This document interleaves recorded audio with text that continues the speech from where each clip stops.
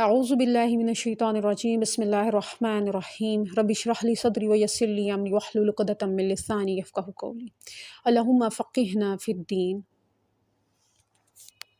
السلام علیکم ورحمۃ اللہ وبرکاتہ۔ کیسے ہیں آپ سب؟ اللہ تعالیٰ آپ سب کو صحت اور ایمان کی بہترین حالت میں رکھے، آمین۔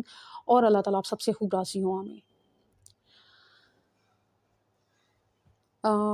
آج اللہ نے یہ سعادت بخشی ہے کہ پروفٹ صلی اللہ علیہ وسلم کی سیرہ کا تعارف کروایا جائے اور سیرہ کی سائیکالوجی کو انڈرسٹینڈ کیا جائے۔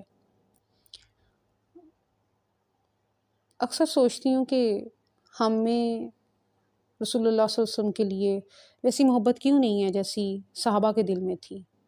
جو محبت کی شدت، جو انتہا، جو جان ساری کا عالم صحابہ میں تھا، وہ ہم میں کیوں نہیں ہے؟ بکس تو ہم بھی پڑھتے ہیں، سیرہ کی بکس بے شمار پڑھتے ہیں، کیا اس کا اثر ہماری زندگیوں پہ ہوتا ہے؟ ہم نے کبھی اس طرح سوچا ہے؟ اگر ہماری زندگیوں پہ رسول اللہ صلی اللہ علیہ وسلم کی سیرہ کا اثر ہوتا تو آج ہمارے معاشرے میں اتنی بے انصافیاں نہ ہوتی۔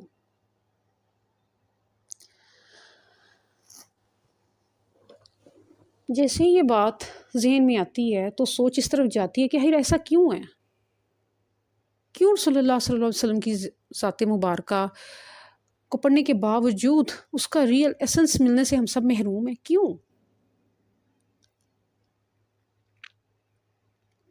بہت سوچا، غور کیا،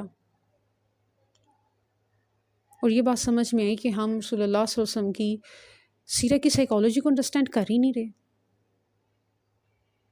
کہ وہ کیا چیزیں تھیں، وہ کیا حکمت تھی کہ جس کی بنیاد پہ رسول اللہ صلی اللہ علیہ وسلم نے تمام عمر گزاری۔ صحابہ کا محبت کا انداز کیا تھا؟ رسول اللہ صلی اللہ علیہ وسلم کی تبلیغ کا انداز کیا تھا؟ رسول اللہ صلی اللہ علیہ وسلم نے اپنی تمام زندگی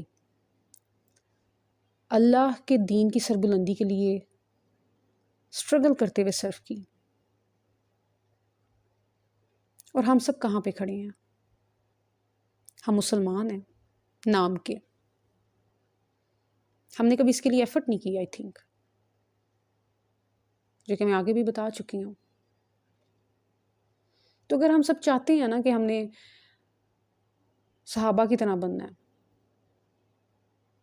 جیسے حضرت ابوبکر صدیق تھے، جیسے حضرت عمر تھے، حضرت علی تھے،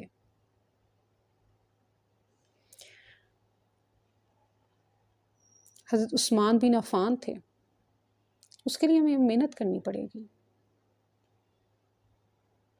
ریئل انڈرسٹینڈنگس لینی پڑیں گی، اپنے دل کو ٹٹولنا پڑے گا، اپنے آپ کو، اپنی نیت کو کھنگالنا پڑے گا۔ اس کے بغیر یہ ممکن نہیں ہے۔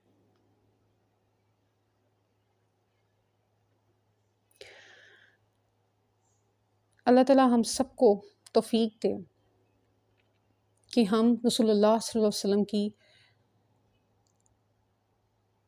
اطاعت کے ساتھ اتباع اور محبت کر سکیں، کیونکہ ہمارا تو ایمان ہی کمپلیٹ نہیں ہوتا جب تک رسول اللہ صلی اللہ علیہ وسلم ہمیں اپنی جان، مال اور اولاد سے زیادہ عزیز نہیں ہو جاتے، ہمارا ایمان کمپلیٹ نہیں ہے۔ تو ہمیں یہاں پہ کچھ دیر رک کے سوچنے کی ضرورت ہے کہ کیا ایسا ہے، کہ عملی طور پہ ایسا ہے؟ اسی چیز کو جانتے ہوئے اس کی ریئل سائیکالوجی کو سمجھنے کی کوشش کرنی ہے۔ اب اپنی اسی بات کو میں آگے بڑھاتی ہوں۔ سیرہ ہے کیا؟ سیرہ سارا یہ سیرو سے نکلا ہے، جس کا مطلب ہے کہ سفر کرنا۔ عرب بایوگرافی کے لیے سیرہ کا لفظ استعمال کرتا ہے، اور جب بات نبی صلی اللہ علیہ وسلم کی سیرہ کی آئے تو آپ سے زیادہ پرفیکٹ انسان، انسانیت کے ہائی پوڈیسٹل پہ پروفیٹ صلی اللہ علیہ وسلم کے علاوہ اور کوئی ہمیں نظر نہیں آتا۔ آپ کی ذات مبارکہ تمام صفات، اعلیٰ ترین اخلاق اور اعمال کا مجموعہ ہے۔ صحابہ کی محبت کا عالم یہ تھا کہ آپ کا اٹھنا بیٹھنا، بات کرنا، بات سننا، خاندانی معاملات، تعلقات، ان سب چیزوں کو کاپی کیا کرتے تھے، اور اللہ ہمیں بھی توفیق دے کہ ہم بھی ویسے ہی کاپی کر سکیں، آمین۔ لیکن سیرہ کے 3 پہلو ہیں: خلق، خلق، اور دوسرا پہلو اس کا آ جاتا ہے ایام نبوی، اور تیسرا پہلو وہ سوسائٹی جس میں آپ صلی اللہ علیہ وسلم نے آنکھ کھولی، جہاں پہ بات ہوتی ہے نبی صلی اللہ علیہ وسلم کے خلق کی۔ اس سے مراد آپ صلی اللہ علیہ وسلم کی ظاہری حالت، حلیہ مبارک، شکل کا حلیہ ہے۔ خلق کی جہاں پہ بات ہوتی ہے وہاں پہ اخلاق، معاملات، کردار، طور طریقے آتے ہیں۔ خلق اور خلق کے کمبینیشن کو شمائل کہا جاتا ہے، اور جیسے شمائل ترمیزی ہے، شمیلتن سے نکلا، اور اس کا مطلب ہے طبیعت۔ اب اگر ہم بات کرتے ہیں ایام نبی کے، ایام کہتے ہیں یوم کو، اور نبی صلی اللہ علیہ وسلم کی زندگی کے دن، یعنی آپ صلی اللہ علیہ وسلم کی زندگی میں جو حالات اور واقعات پیش آئے وہ بھی سیرہ کا حصہ ہیں۔ اور تیسرا پہلو جو کہ ہم پہلے بیان کر چکے ہیں، یہاں پہ ایک اور بات قابل ذکر ہے کہ حدیث اور سیرہ 2 الگ الگ چیزیں ہیں۔ حدیث کو ہم قرآن سے ریلیٹ کرتے ہیں۔ قرآن اور حدیث دین اسلام کی بنیاد ہیں، ان سے شرعی مسائل اخذ کیے جاتے ہیں، احکامات لیے جاتے ہیں۔ محدثین نے حدیث کے بارے میں بہت احتیاط کی ہے۔ حدیث کی روایات کو چیک کیا جاتا ہے، ریسرچ ہوتی ہے، ان سے قانون نکالا جاتا ہے، جبکہ سیرت سے ہم قانون اور فقہ نہیں لیتے، سیرت سے ہم کوئی شرعی احکامات نہیں لیتے۔ اس لیے جو سیرت نگار ہیں انہوں نے کچھ لینینسی کا مظاہرہ کیا ہے، اور سیرت میں کچھ ایسے واقعات بھی ہیں جو ضعیف ہیں، جن کی روایات کمزور ہیں، لیکن جن واقعات کی روایات کی سند موجود ہے اور وہ اوتھینٹک ہیں، اگر ہم ان پہ شک کریں گے تو وہ اس کا اثر ہمارے ایمان پہ بھی آئے گا۔ اور سیرت کو کتابی شکل میں سب سے پہلے محمد بن اسحاق نے پیش کیا۔ ان کا تعلق عراق سے تھا، اور ان کی کتاب کا نام سیرت الرسول اللہ ہے، اور یہ کتاب انہوں نے لکھی۔ یہ قدیم ترین کتاب ہے، اور آپ صلی اللہ علیہ وسلم کی وفات کے 120 سال بعد لکھی گئی تھی۔ ایک اور بک ہے امام محمد بن عمر بن واقدی، انہوں نے بھی سیرت پر کتاب لکھی، اور بن واقدی کا انتقال 207 ہجری میں ہوا۔ سب سے مشہور جو سیرت نگار ہیں، مینس کے جو سیرت لکھنے والے ہیں، ابو محمد بن عبد المالک بن ہشام۔ ایکچولی جو ابن ہشام تھے نا، ابن ہشام، انہوں نے ابن اسحاق ہی کی کتاب میں جو ضعیف واقعات تھے ان کو الگ کیا، اور پھر ان کی بک کو ری رائٹ کیا تھا، اور ان کا انتقال 219 ہجری میں ہوا۔ یہ علمی سیرت تھی، اور یعنی کہ اس کا آغاز اس طرح ہوا۔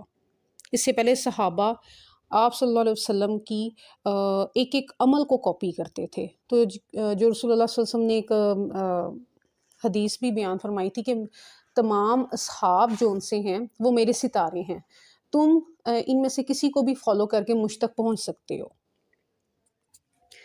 اور ساتھ ہی ساتھ سورہ عمران میں اللہ تعالیٰ نے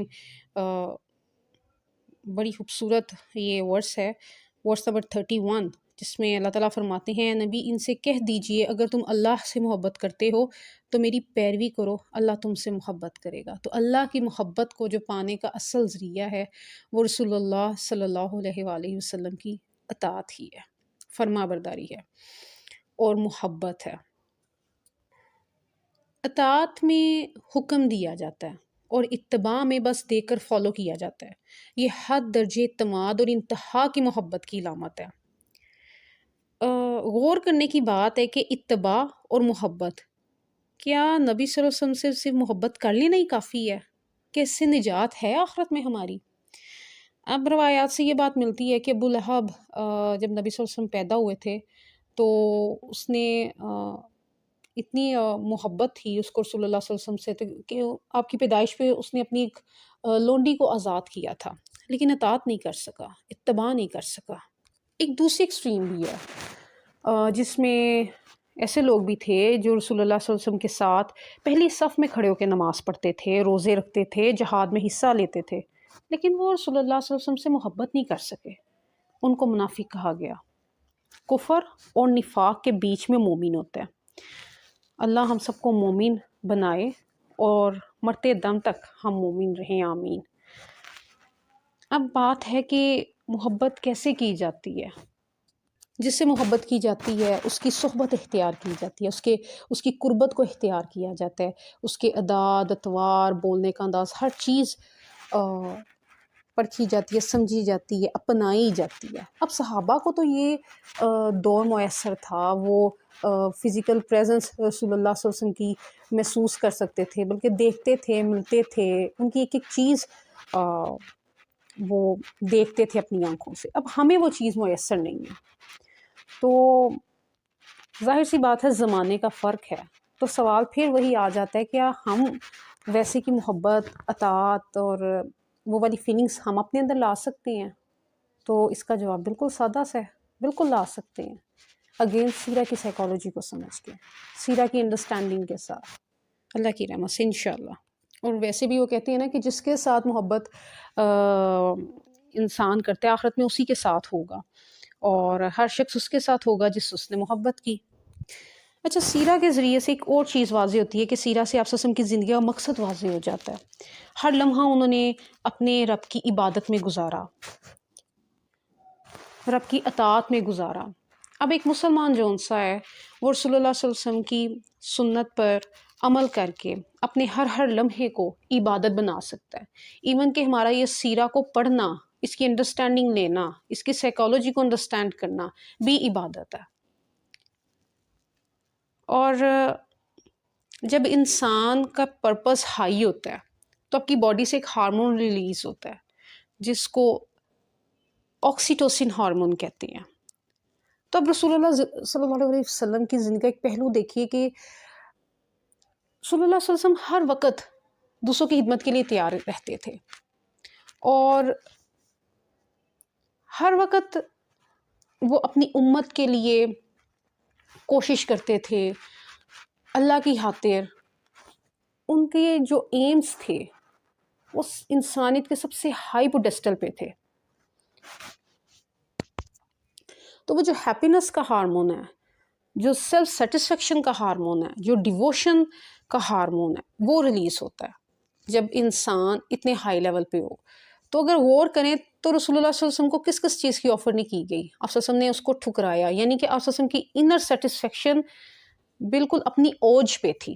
تو جب انسان پہ حق، اپنی زندگی کا مقصد واضح ہوتا ہے تو پھر آپ محسوس کریں، آپ غور کریں کہ انسان سیٹسفیکشن کے کس لیول پہ ہوتا ہے، جس کو ہم سکینہ بولتے ہیں، انر پیس بولتے ہیں۔ تو ہم بھی یہ لیول اللہ کی رحمت سے، اللہ کے فضل سے، ظاہر ہے پروفٹ کے مقابل میں تو ہم کچھ بھی نہیں ہیں، لیکن ان کے نقش قدم پہ تو چل سکتے ہیں، اس لیول کو تھوڑا سا تو اچیو کر سکتے ہیں۔ تو جیسے اپنا معمولی سے معمولی کام بھی ہم ویسے کریں جیسے رسول اللہ صلی اللہ علیہ وسلم کیا کرتے تھے تو وہ سنت بن جائے گا، عبادت بن جائے گا، آخرت کا بینک اکاؤنٹ ہمارا اسٹرانگ ہو جائے گا۔ اگر ہم سوتے بھی اس طرح جیسے رسول اللہ صلی اللہ علیہ وسلم سویا کرتے تھے تو وہ بھی عبادت ہے۔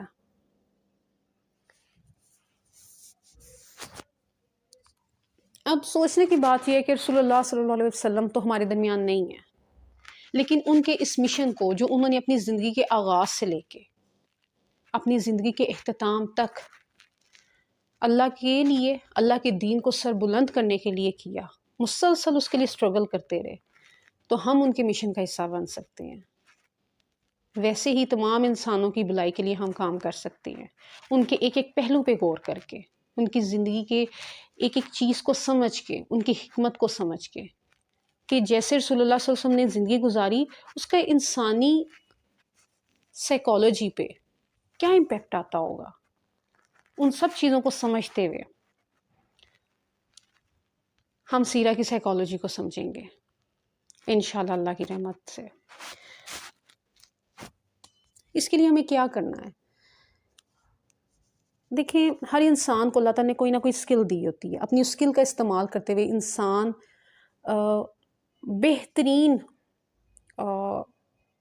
کام سر انجام دے سکتا ہے۔ جیسے ہم صحابہ کی لائف کو پڑھتے ہیں تو ہر صحابی کے اندر ایک الگ ہی کوالٹی تھی، اور رسول اللہ صلی اللہ علیہ وسلم کی ذات مبارکہ تمام خوبیوں کا مجموعہ۔